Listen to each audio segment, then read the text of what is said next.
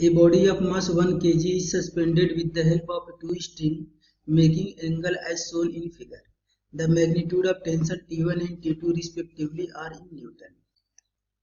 Body पे 3 force लग रहे हैं एंड बॉडी इक्विलिब्रियम में है, सो यहाँ पे हम यूज करेंगे लॉमीज थ्योरम। मास का वैल्यू हमें गिवन है 1 kg, सो वेट हो जाएगा mg।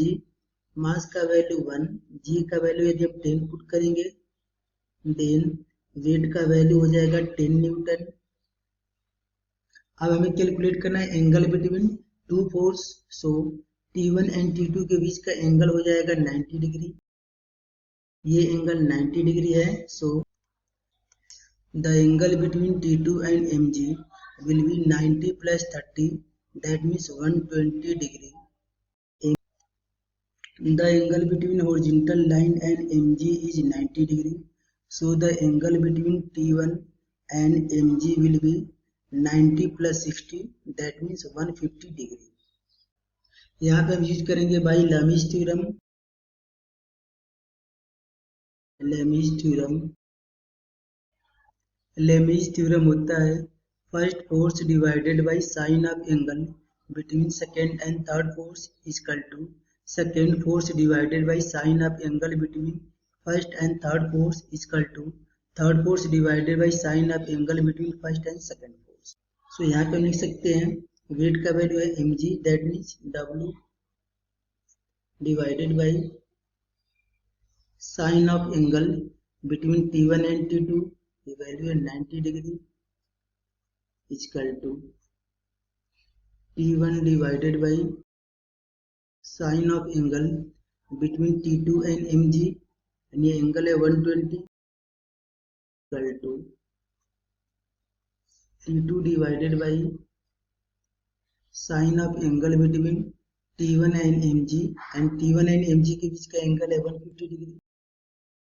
सो W का वैल्यू हमें गिवन है 10 Newton, so 10 divided by sign 90 का वैल्यू होता है 1, T1 divided by sign 120, sign 120 को लिख सकते हैं साइन 180 माइनस 60, एंड साइन 60 का वैल्यू होता है √3/2 इक्वल टू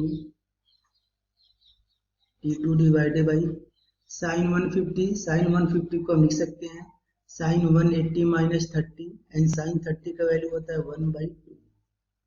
यहाँ से हम कंपेयर करके T1 एंड T2 का वैल्यू निकाल सकते हैं। सो यहाँ से लिख सकते हैं 10 divided by 1 equal to T1 divided by √3/2।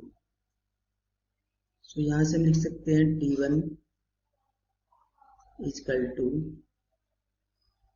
10 into √3/2 को यदि हम ट्रांसफर कर देंगे देने चला जाएगा मल्टीप्लाई में, 2 से यदि हम 10 को कैंसिल करेंगे तो 10 कैंसिल होगा 5 टाइम में, देन T1 का वैल्यू हो जाएगा 5 √3 न्यूटन।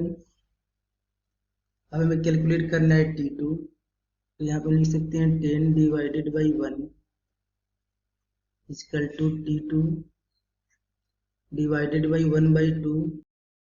तो यहाँ से हम लिख सकते हैं T2 इक्वल टू 1/2 को यदि हम ट्रांसफर करेंगे देन ये मल्टीप्लाई में चला जाएगा, सो ये वैल्यू हो जाएगा 10 इंटू 1/2, दैट मीन्स 10 को यदि हम 2 से कैंसिल करेंगे देन ये कैंसिल हो जाएगा 5 टाइम में, so T2 equal to 5 Newton.